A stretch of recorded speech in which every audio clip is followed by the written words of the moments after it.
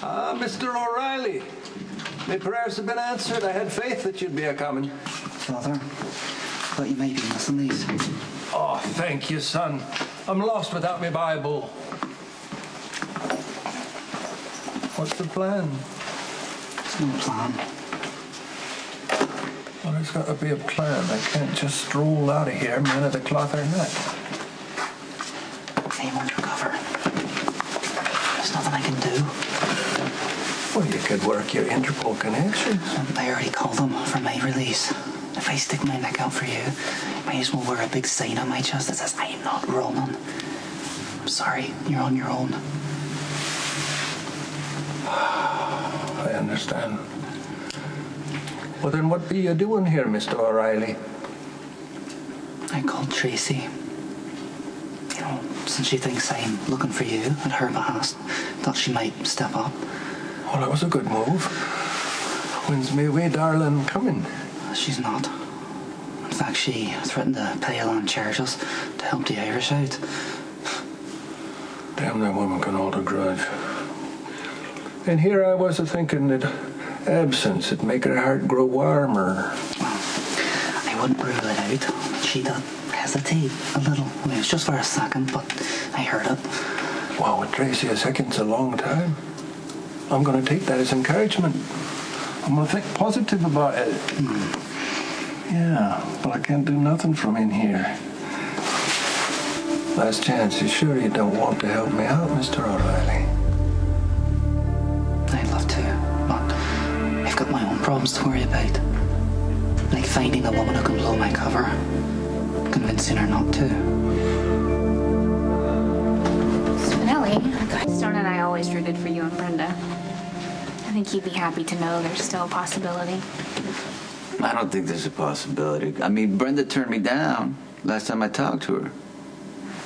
Look, I love Brenda, okay? I always will, but let's be honest. She came to see you. Yes. To tell you that she doesn't want to see you anymore. Right. That's your cue to change her mind.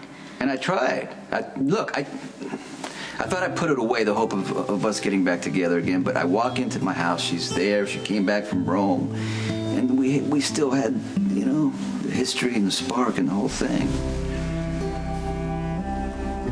I just, you know, I just don't want to let Brenda get away again.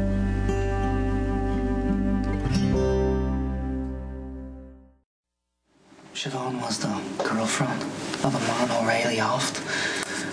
She came after him, or me, with, you know, probably murders and that. But she changed her mind, decided to save me. Did she now? And we spent some time together. Oh, she was resourceful, even brave. She's a lovely girl. Is she? And how was it that you managed to make the turnaround with her, Mr. O'Reilly?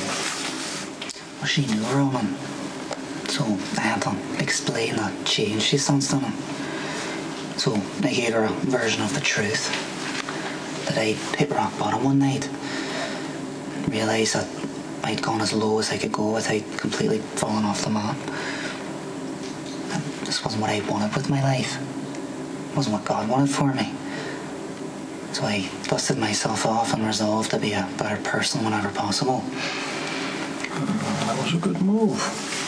That particular scheme has worked very well for Mr. Sonny Carritos all these years. The problem is, Siobhan might be back to square one. Murderous intent. She overheard a conversation I had with Dante and Lulu. You dragged Lulu into a dust-up with a Balkan. I didn't drag Lulu on anything. Come on, you know how she is. She just showed up with Dante. He was going to act as a backup, but he couldn't pry her off with a crowbar. Look, they're both gone. You don't have to worry. The point is, Siobhan feels doubly betrayed, and she has knowledge that could seriously blow me out of the water. Well, then you know what you have to do now. I'm open to suggestions. Do what it is that I do whenever a woman wants to shoot me where I stand. Give her a look that she can pour on a waffle. Break out the candles. Turn on the violins. And and pour on the romance, Mr. O'Reilly. Yeah, that's right. I need the forensic evidence from the CAZIGIRL car bombing. As soon as you can. Thanks. Sorry, I had to run. No. I barged in. Your place of business on the house. It's okay. No, I actually like it. I like that you want to discuss things with me. Why, you're the woman I love, the woman I share my life with. But you're probably bored to tears of all the conflict business. No, Sonny is a mobster and he's your father and you're a cop, so the conflict is permanent and it's spurred this time by you being reassigned to Johnny's car bombing. But he is guilty. I mean, he pretty much admitted it to my face. And if I prove it and convict Sonny, that's going to tear Michael's life apart again. I mean, Morgan's and Christina's life will be torn apart as well, but Michael's more invested in what happens to Sonny. Well, I mean, if you don't work this case to the fullest, isn't that going to send the wrong message? Because the whole point of trying to get Sonny convicted for Claudia's murder was to teach Michael that the law works and that it should be respected, and if it isn't, then there's going to be consequences. No, that was the message, but it got garbled in translation, obviously, so... You're right. I should just work the case and start off by asking Sonny some questions. I'll see you later. Detective? Tracy. Hi, sweetheart. Hi. I'm sorry to bother you. I just heard from Lucky. He found your father. He's being held in a jail in Ireland. I thought you might want to contact him. Is he okay?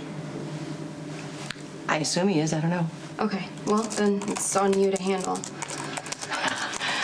I personally don't give a flying Yeah, no, I fig heard you, about your father. and I think that you need to get your butt in gear and go chase down my dad because we both know that's what you want to do.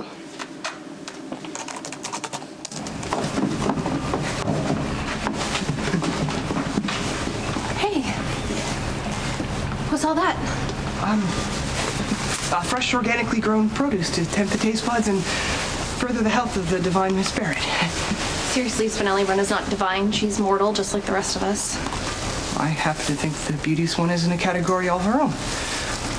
Not only does she embody physical perfection, but her soul is empathetic and pure, as evidenced by her determination to continue working on behalf of exploited children despite grave peril to life and lovely limb. Oh my God. Sounds like you're in love with her. It's Susanne. Come in. I just got a call from Cartullo. We have to talk about scheduling. I can't talk about photo shoots right now. I'm kind of in the middle of something. You're sitting on a chair. I'm having a life-changing realization. Have it on your own time. You have an obligation to the fashion house that keeps your face in front of the public. I know I'm going to work. I always work. But that doesn't mean I don't get to have a life of my own. Well, I'm all in favor of you having a life of your own. That's why we're here in Port Charles, to keep you alive. Well, I'm afraid to ask. You haven't been very predictable lately.